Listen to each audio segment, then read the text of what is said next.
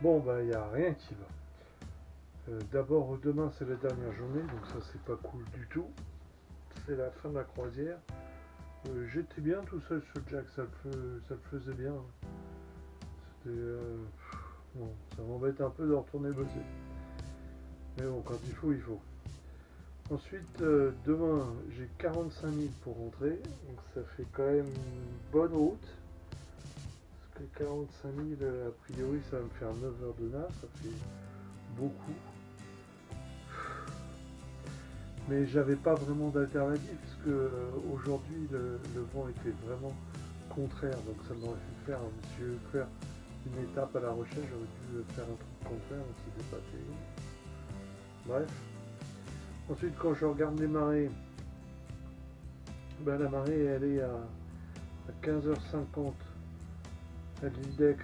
Donc pour arriver à rentrer dedans, il faut que je sois à peu près au maxi 1 heure avant la marée. Donc il faut que j'y sois à 15h maxi.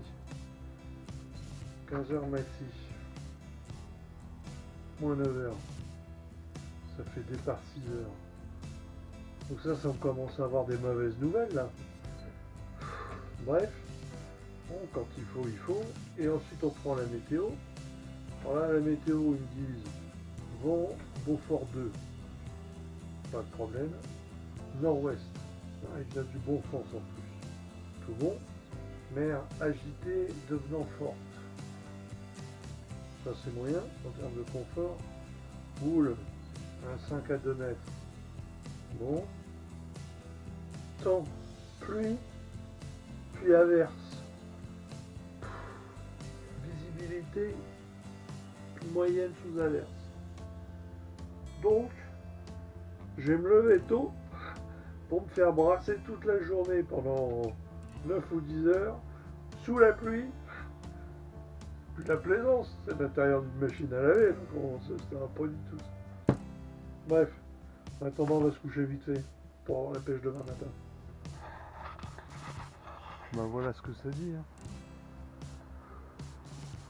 Et quand faut y aller. Hein. Habillé en pluie parce que on met en route. 5h30.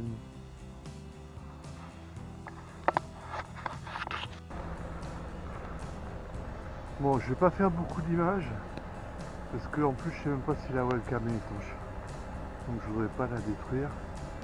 Mais celle-là là, fallait quand même que je la fasse. Allez, c'est parti, on va en chier.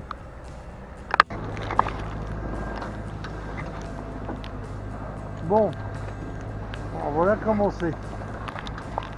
On a les sables d'Olonne qui sont tout là-bas au bout. On a de la houle assez importante quand même. De 2 mètres, ouais, on a bien ça. Surtout c'est des trucs puissants. Ça scoot jack dans tous les sens, c'est un peu fatigant. Et on a là-bas le fort des baleines. On se prend des averses toutes les 2 secondes. Il y en a une là, juste là. Mais ça a l'air de se dégager un tout petit poil. Ça, c'est plutôt une bonne nouvelle. Par contre, leurs 3 Beaufort, t'as qu'à croire, mon canard. Rien du tout. Ouah, rien du tout. Pas de vent. Alors bon, on fait ce qu'on peut. Pas trop... Enfin, moyen comme navigation, quoi. Mais quand même, on est bien sur l'eau.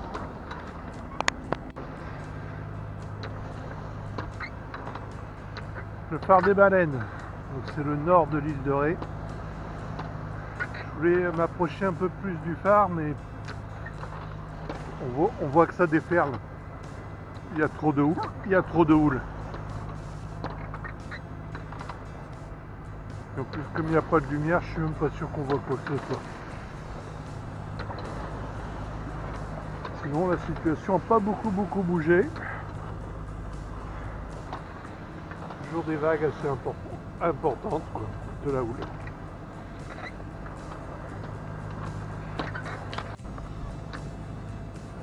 Donc on a Chasséron qui se dessine et toujours cette déferlante sur l'île de Ré.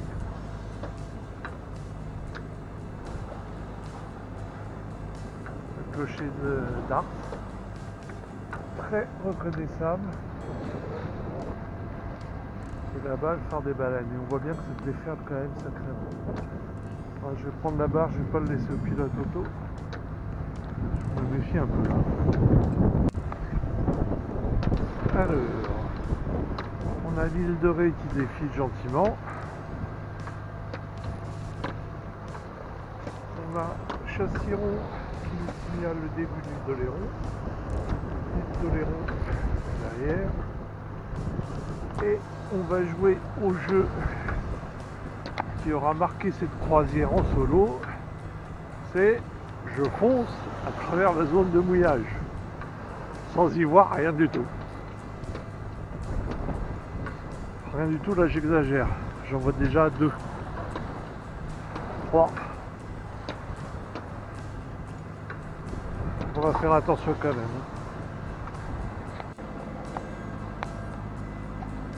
Bon. Alors, 1, 2, 3, 4, 5. On les évite tous. Super. Donc Chasseron est là-bas. Donc on a passé l'île de Léron, ce qui fait que comme les vagues viennent de l'ouest, on se récupère, on n'a plus de houle. On a Fort Boyard qui est là-bas. On commence à tomber dans un terrain inconnu. Et il était un peu de temps. Allez, on finit. Ah, mauvais signe de trouver la barre en roue là. Mauvais signe. Bah voilà, fin du séjour. Donc Jacques est en position d'attente. Tout nettoyé déjà. Tout lavé, notamment le frigo, pas mal de blanc, les toilettes aussi. Tout lavé. Tout ouvert.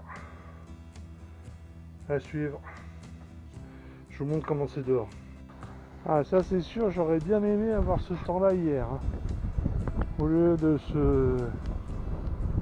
Enfin bref. On va pas se prendre du temps qu'il fait non plus. Alors à tout ranger, bien sûr. Je dois bien nickel replier. Mes 2 drisses frappées sur le balcon. Alors, les pare-battes, je laisse les pare-battes à poste parce que peut-être que le port devra me mettre le bateau sans que je sois là. Du coup, je suis sûr comme ça qu'ils sont positionnés.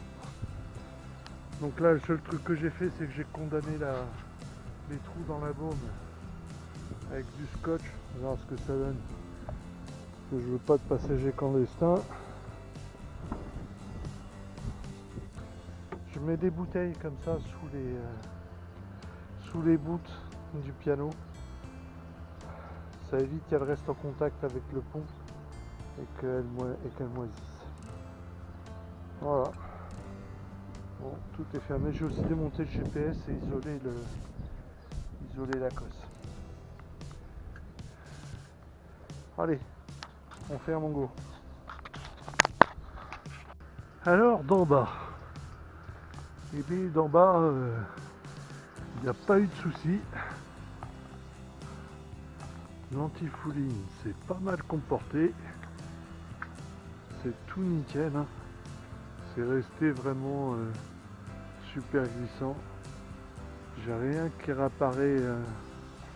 Alors le seul tout petit souci, mais il faut vraiment aller chercher dans les coins quoi. Je trouve qu'il y a là il y a un point de route qui coule. Bon, à suivre également là. Je pense qu'il faudrait refaire le joint clé, mais juste la partie extérieure. Voilà. Bon, Jack. Ah, fin de séjour.